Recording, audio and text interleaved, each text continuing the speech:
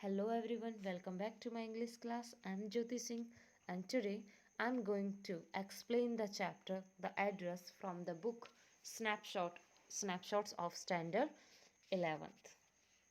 The Address written by Marga Minko. And here is the introduction of this chapter.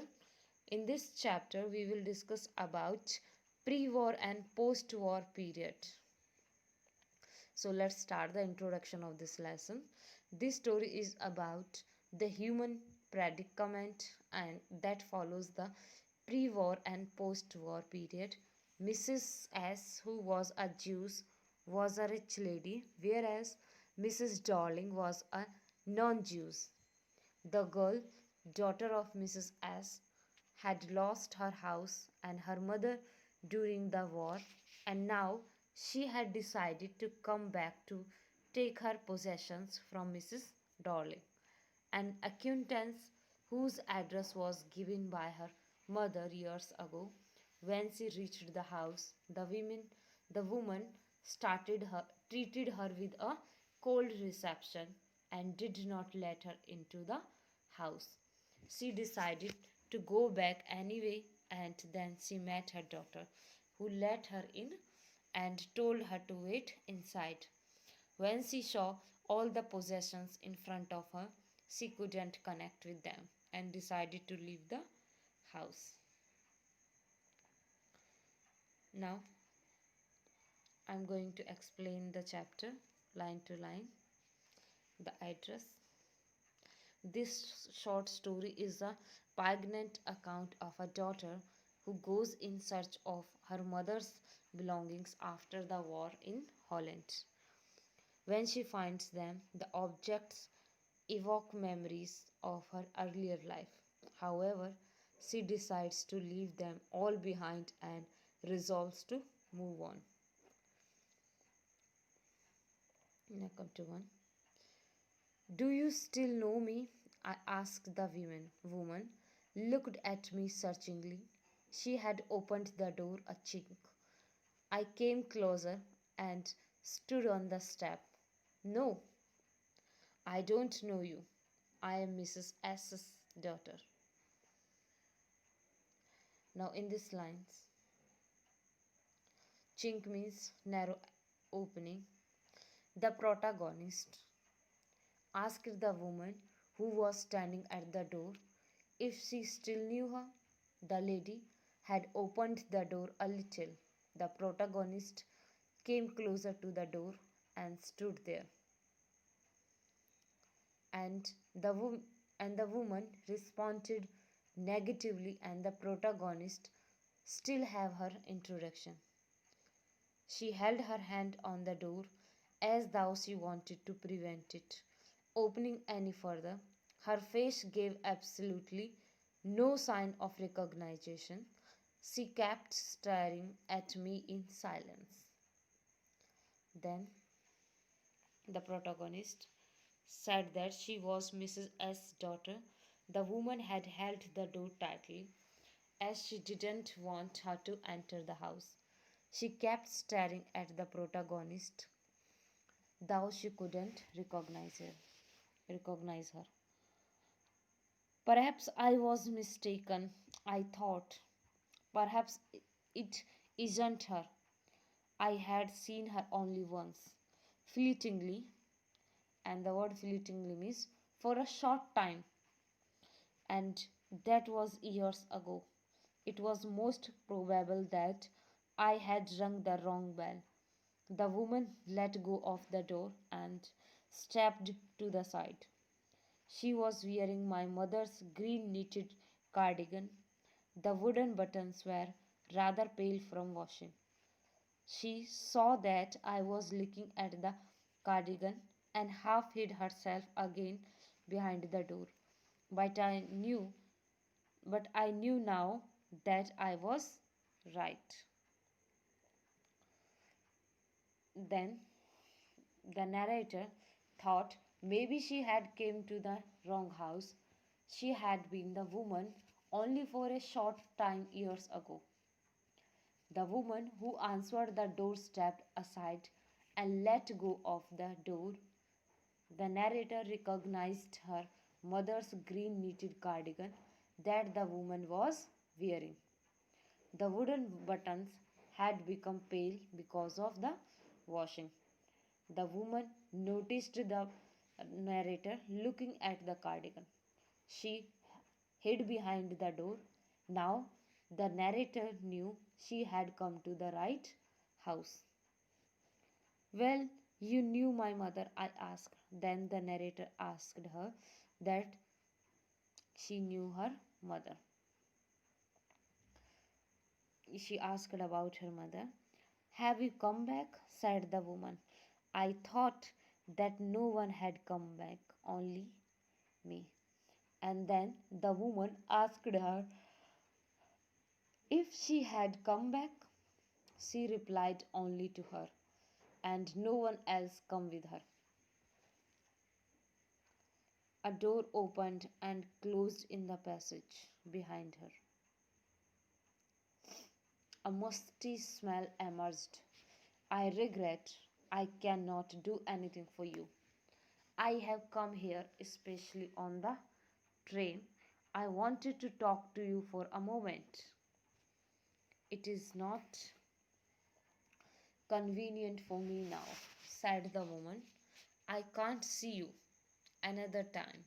She nodded and cautiously closed the door, as though no one inside the house should be disturbed. Then the woman opened the door and passage was behind. A stale smell occurred all over. The woman told her that she could not do anything for her. The narrator told her that she had come from far place on the train just to talk to her. The woman told her it is not convenient to talk right now and asked her to come back later. The woman closed the door as she didn't want anyone to get disturbed in the house. Then I stood where I was on the step. The curtain in front of the bay window moved. Someone stared at me and would then have asked what I wanted. Oh, nothing, the woman would have said. It was nothing. I looked at the nameplate again. Darling, it said in black letters on white enamel. And on the jump, a bit higher, the number 46. Then someone was staring at the narrator was still standing on the step. She saw a curtain moving on the window way. Someone was staring at her from inside the house. She thought it was nothing as the woman would have told her. Then, enamel means an opaque or semi transparent substance that is a type of glass, and jamb means side post of a window, fireplace, or doorway. The narrator looked at the number plate again. It said number 46. Darling was written on the plate on white enamel. As she was going back to the station, as I walked slowly back to the station, I thought about my mother. As the narrator, as she was going back to the station, she was thinking about her mother, who had given me the address years ago, who gave her the address. It had been in the first half of the war. I was home for a few days and it struck me immediately that something or other about the rooms had changed. I missed various things. My mother was surprised. I should have noticed so quickly. Then she told me about Mrs. Dolly. I had never heard of her, but apparently She was an old acquaintance of my mother. Acquaintance means stranger or contract. Social contact, whom she had not seen for years. She had suddenly turned up and renewed their contact. Since then, she had come regularly. Then the narrator told us about that. As she was going back to the station, she was thinking about her mother who gave her the address. It was the first half of the war. She was home for a few days, and suddenly it struck her that the room was different now. Various things were missing. Her mother was surprised that she noticed the changes a little later. It was that time when she told her about this woman, Mrs. Darling.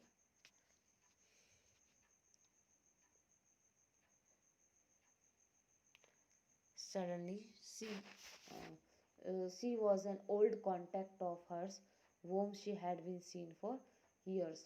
Suddenly, she came to visit her, and since then, they had been in regular contact. Every time she leaves here, she takes something home with her, said my mother. She took all the table silver in one go, and then the antique plates that hung there. She had trouble luggage those large vases, and I am worried she got a creak on her back from the crockery. My mother shook her head pityingly. I would never have dared ask her. She suggested it to me herself. She even insisted she wanted to save all my nice things. If we have to live here, we shall lose everything, she says. Have you agreed with her that she should keep everything? I asked. Then, then her mother told her that whenever that woman came to visit her, she took something from the house with her table, silvers, antique plates, and she had trouble over um, trouble over carrying the large vase. She told her that the tramp in her back came from the crockery. Her mother shook her head in sorrow. The woman kept telling the narrator's mother that she wanted to save her precious things. If they had to leave the place someday, they would lose everything. And she asked her mother if she really wanted her to take all the things with her. Have you agreed? As if that is necessary, my mother cried. It would simply be an insult to talk like that. And think about the risk she is running. Each time she goes out of our door with a full suitcase or bag. Then her mother replied that even if she didn't, it would be an insult to ask her not to. She was going out with a risk herself, a suitcase full of items. My mother seemed to notice that I was not entirely convinced. She looked at me reprovingly, and after that, we spoke no more about it. Meanwhile, I had arrived at the station without having paid much attention to things on the way. I was walking in familiar to go further than was necessary. I was walking in familiar places again for the first time since the war, but I did not want to go further than was necessary.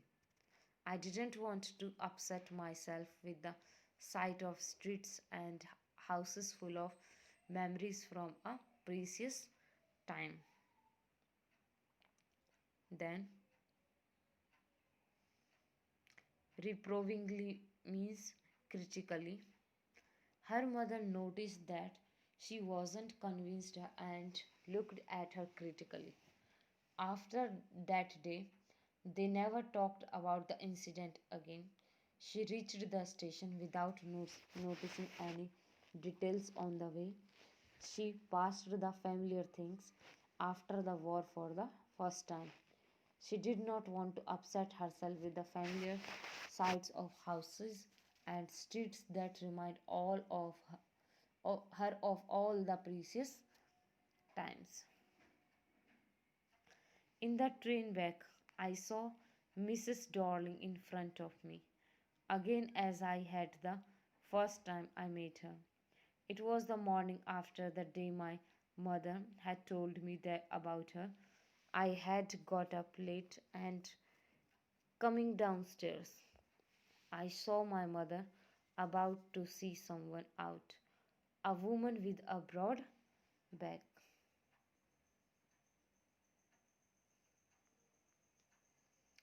Then it is said that her mother, back in the time, she saw Mrs. Darling in person a day after her mother told her daughter about her. She woke up late that morning and she was going downstairs. She saw her, the lady with broad back. In the train back, I saw Mrs. Darling in front of me again as I had the first time I met her. It was the morning after the day my mother had told me about her. I had got up late and coming downstairs, I saw my mother about to see someone out. A mother with a broad back. "This is my daughter," said my mother. She beckoned to me. Beckoned means signaled. The woman nodded and picked up the suitcase under the coat rack. She wore a brown coat and a shapeless hat. "Does she live far away?" I asked, seeing the difficulty she had going out of the house with the heavy case. In Marconi Street," said my mother. "Number 46. Remember that." And after that,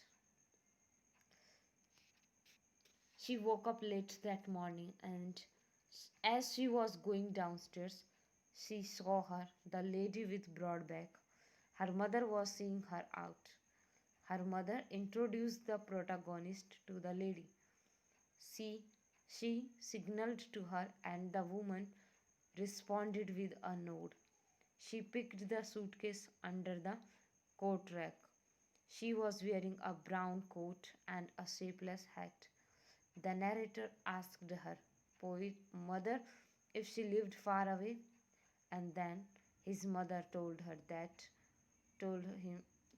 the address, Marconi Street, number 46. She remembered. I had remembered, but I had waited a long time to go there. Initially, after the liberation, I was absolutely not interested in all that stored stuff, and naturally, I was also rather afraid of it. Connection that no longer existed, which were hidden away in cupboards and boxes and waiting in vain until they were put back in their place again, which had endured all those years because they were things. Then